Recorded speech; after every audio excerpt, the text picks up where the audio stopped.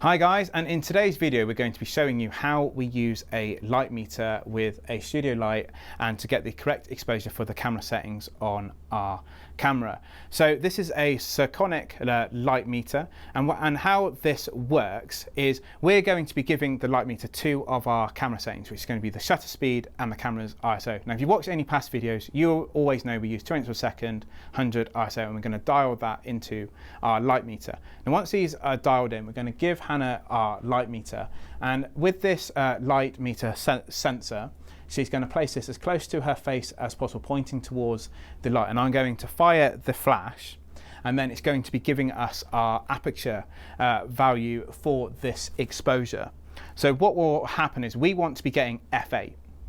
Now I've got Hannah to randomly set this studio light for me, so I don't know if it's going to be at f8, higher than f8 or lower than f8. Now if it isn't f8, we're going to have to turn down or turn up our studio light to then reach f8. So Hannah's going to have this light meter as close to her face as possible, but pointing towards our light, and I'm going to fire the flash as so without taking a picture. Okay, and I have no idea what this reading is going to give, and it's giving us a reading of f20. So this is way off f8. So what this means is I'm going to give this back to Hannah, and we're going to start turning down this studio light. I'll turn it down by about stop, and we're just going to fire it again. And what you will see is now that aperture value going down. So it now says f14, but we're still way off getting to f8. So I'm just going to give this back to Hannah, and we're just going to turn this down again, and I'm going to fire it again, and it now says f9. So we are really close to getting to f8. So I'm just going to turn it down the slightest bit more. Okay, and I'm just going to fire it again, and we're now at f8, as you can see here. So what should happen now, when I now fire the flash from my camera and take a picture, we should now get the correct exposure. So if I just do a quick shot of Hannah as so, we now get the correct exposure for what that light is. Now then, if we turn this light down, give this back to Hannah again, and I fire it, we're going to be getting a value lower than f8. I mean, this is saying 4.5. So instead of turning the light down, we're going to have to turn the light up. Okay, so we're just going to turn it back up again.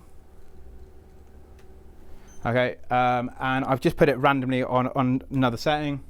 It's now saying 6.3. So just to show you what 6.3. So you just got to turn it up again a little bit more. I think it's going to be roughly there. I can't actually remember the number I set it as f8. So now we're now back at f8. Now then, this is brilliant if you're using one light, but what will happen if you've got multiple lights? So we're going to add in another light, and we're going to meter for that light too. I've added our second light, and it's just a simple strip light as an edge light to Hannah. Now, what you want to be doing to meter for this second light is to isolate each light separately. So if we're going to be metering for this light now, we need to be turning this light off. Or else if you fire it, you're going to have a lot of light which is not needed from like here for that meter reading. So we're just going to turn this one off. And what Hannah's going to do, she's just going to pop this light meter onto her shoulder, and again we're going to do the same process again. That's on a random setting, I don't know what it is, and we're just going to fire it. And what's it reading? So this is reading f20, which is way too bright. So I think you like turning my lights up for this. So we're just going to turn this down. Hannah's going to pop it back over her shoulder again, and we're just going to fire it again. And we now got f9. Okay, so we're just going to turn it down a tiniest bit. Again, I'm just going to fire it again so you can pop it back on your shoulder. There we go. Is that saying f8? Right, so this is now saying f8. Okay, so both lights are now at the correct exposure or the correct power for 200 per second, f8, 100 ISO. Now I'm going to keep this. I don't know why I was giving it back to you then. I'm going to pop this back on top of our camera, and when we now do a shot, we're now going to get the correct. Oh, and I turn this light back on. That would massively help. And we just do another shot now. Both lights and are now at the correct exposure. We get this lovely edge light going down Hannah's arm there. But you don't always need to just rely on a light meter. If you find that this is too bright, you can still turn it down further and just use the back of your screen, or if you are tethering a computer screen, and just check the back of it. So I think this is a little bbit too bright personally, so I'm just going to turn it down again, and we'll just do another shot like that. And yeah, I'm more happy with that exposure, but that's a personal preference. The light meter was not wrong, but as we are photographers and we are creators, we can change light powers if we need to. Now, the benefit of having a light meter is, let's say you are doing a shoot and you are very limited on time and you can't do a lot of guest shots. If your model is getting ready, you can easily stand in place and get those different metering. So let's say your client or model is quickly going to step in with that outfit or business headshot. They can quickly just stand it, and you've got a 99% chance that that exposure is perfectly correct.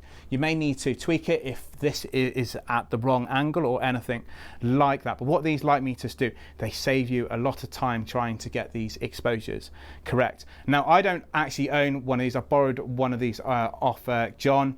They do cost around £200, and if anyone would like to buy one, I'll put an Amazon affiliate link in the bio. So if you don't have one of these, you can just literally get your camera settings correct, and just keep dialing one of those lights up and down until you got it correct on the back of your screen.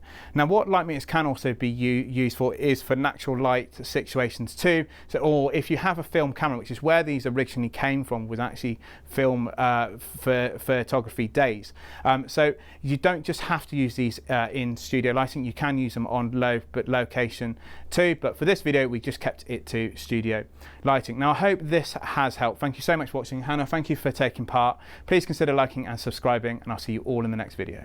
Thank you for watching the video. If you would like to have one-to-one photography training with us, you can connect with us all around the world via our tethering system. So if there's an area of studio lighting photography or photography in general you'd like us to cover and work with those professional models you have seen in these videos, please drop us a message. We would love to hear from you, and we are doing an exclusive YouTube discount in the description below.